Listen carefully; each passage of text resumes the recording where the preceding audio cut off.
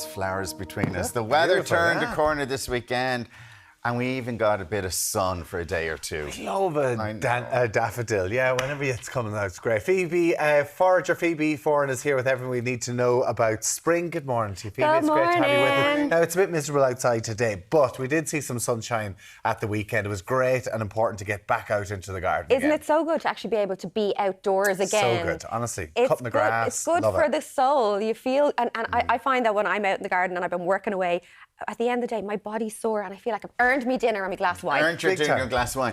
Now, so people, like Grace said, it's probably the first time they've been in the garden, and they just start clearing everything out. That's exactly it. But you don't necessarily throw it away, though. Well, there's so much growing in your garden, and even if you look out and you just see grass, it's not just grass. There's so many more other plants that are growing there. Weeds. Well, this is what you guys will call them, Weeds, but for me... Not for Feebee. me. You know me now at this stage. I use them all because there's goodness in them, there's stories in them, heritage and medicine. So when I take plants out of my garden, I use them. Okay, right. Like how would you use like daisies? Daisy chains. Well, that's how we would have played with them when we were kids. We would have put them in our hair and picked out the he loves me nots. Yeah. Right? Well, daisies, though, are one of the most potent plants that we actually have on this island, if you can believe. Have you ever heard of arnica before? Yes. Yeah, so people put on arnica cream for bites, stings, bruises, wounds, and that kind of thing. Daisies do the exact same thing. The thing was, arnica isn't a native plant here. Daisies are. So you can use daisies for bruises, scars, wounds.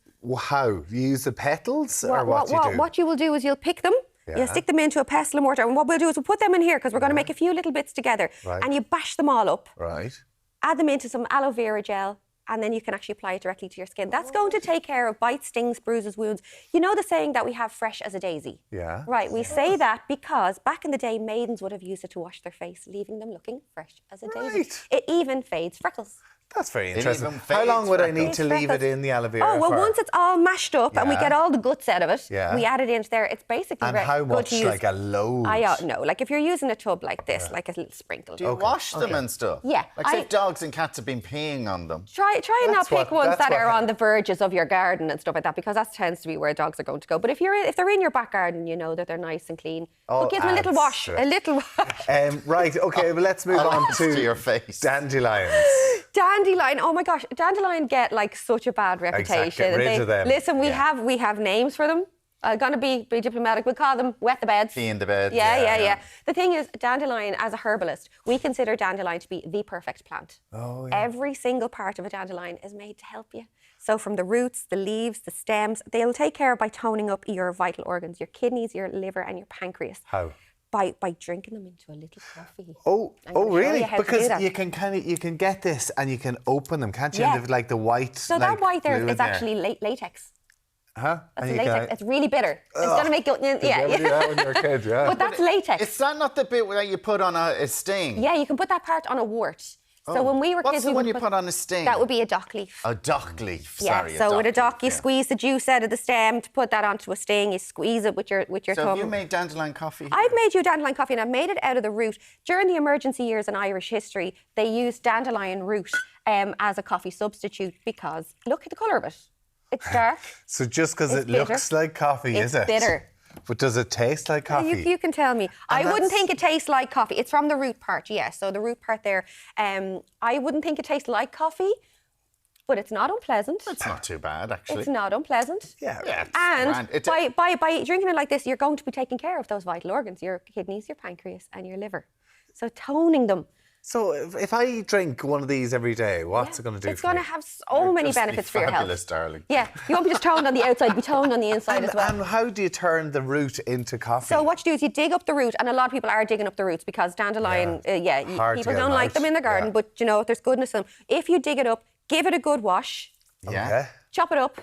You can. I scrub it with a scrubbing brush. Okay. Chop them up, stick them into the oven, and roast them. And then once they're roasted, then you can just add your water to them and make your coffee with them. All right, okay. Easy peasy. Right, let's move on to these. What are they? Now, do you recognise those ones? No, not really. Do you not recognise these big, long stems? Well, these ones are only baby ones now, though, but these will grow quite long. And they have a very specific type leaf on them that have big, long ribs through them. Like ribs, Okay. Now, these ones are called plantain. Not to be mistaken with the banana type of a plantain. Okay. Yeah, These ones here can be used as, we will call these like one of our first aid kits when it comes to foraging. This plant is fantastic, like a natural Band-Aid. What? Right? So what you would do, and I've done this many a time, if you cut yourself, you're out and about for your walk or your hike, even if you get a rub on your boot, if you're hiking and you have a blister forming, you can literally wrap that around the affected, where the blister is, and hold it in place with your sock, and it's going to help to protect it. So you place it rib side against your skin, but they would have been used as a Band-Aid. Plantain, right? Okay, let's move on to the next one. Chickweed. This one here is for eczema, psoriasis, contact dermatitis. It only grows where there's dry, cracked earth. It is the bane of gardeners' lives because it grows like a blanket. But this is a fantastic one. If you're an eczema or psoriasis person, it'll grow all over the place, and you can, like that, mash that up. We're going to add some of that in here as well, and give that a little mash in with our daisies. And stick it in with the aloe vera. We'll stick it in with the aloe vera, and right? Scoop it all. Little scoop in there. Give it a little bash with a pestle and mortar. And if you want to, you can add in the likes of a lavender essential oil into it. No, so it smells nice. Well, lavender actually takes the itch out of things, so you can bash that up. Listen, I see the credits are rolling. I'm fascinated by this. That's amazing. I think it's the coffee. The coffee. It's nice, isn't it? Yeah, Feebee, Forager Feebee, thank you as ever. It's brilliant. Very, thank you so much. interesting. And of course, if you have any medical issues, do consult a doctor. But Feebee, thank you so much for that. Coffee is great. Coffee?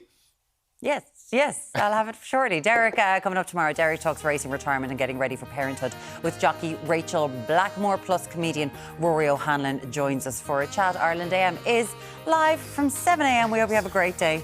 We'll talk to you later. Bye. Have a great day. Bye.